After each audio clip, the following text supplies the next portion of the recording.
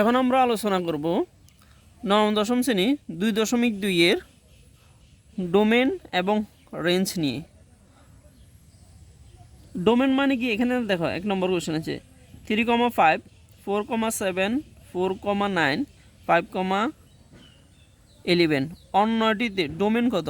আমরা জানি কি ডোমেন মানে অঙ্কের প্রথম অংশ। ডোমেন মানে হচ্ছে প্রথম অংশ। এই ডোমেন মানে প্রথম অংশ, আর রেঞ্জ মানে দ্বিতীয় অংশ। এটা আমাদেরকে মনে রাখতে হবে। এখন দেখো এখানে প্রথম অংশকে ডোমেন চাইছে আমাদেরকে। ডোমেন এখানে প্রথম অংশ হচ্ছে 3, এখানে 4, এখানে দেখো 4, এখানে 5। কিন্তু আমাদেরকে মনে রাখতে হবে কোনো সংখ্যা একাধিকবার নেওয়া যাবে না, অর্থাৎ দুইবার নেওয়া যাবে না। তাহলে যেহেতু আমাদের কাছে ডোমেন চাইছে, ডোমেন মানে কোন অংশ? প্রথম অংশ। প্রথমে এখানে কি আছে 3, তারপর এখানে কি আছে 4, তারপর এখানে কি আছে 4। দেখো আমরা 4 একবার নিয়েছি, তাহলে দ্বিতীয়বার আমাদের 4 নেওয়ার দরকার নাই। এখানে কি আছে 5। তার মানে এমসিকিউ, এটা আলটিমেটলি এটা হচ্ছে আমাদের আনসার। 2 নম্বরটা দেখো, এস সমান 2,1, 2,2, 4,2, 5,4 অন্যটিতে রেঞ্জ কত?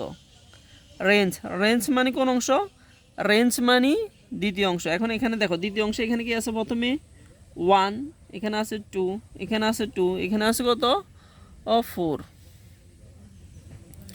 এখানে দেখো যেহেতু আমাদের কাছে রেঞ্জ চাইছে, যেহেতু আমাদের কাছে কি,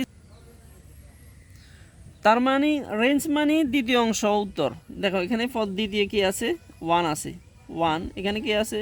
2 আছে। দেখো 2 এখানেও আছে, দ্বিতীয় অংশে এখানেও আছে। তাহলে কি 2 আমরা দুইবার লিখবো? না, আমরা 2 লিখবো কয়বার? একবার। দেখো এই যে এখানে আমরা একবার লিখেছি, এই জন্য এই 2 এটা লেখার দরকার নেই। তারপরে আছে কত? 4। তাহলে এখানে এটা রেঞ্জ হচ্ছে আমাদের কত? 1 to 4, আর এটার ডোমেন হচ্ছে আমাদের 3, 4, 5।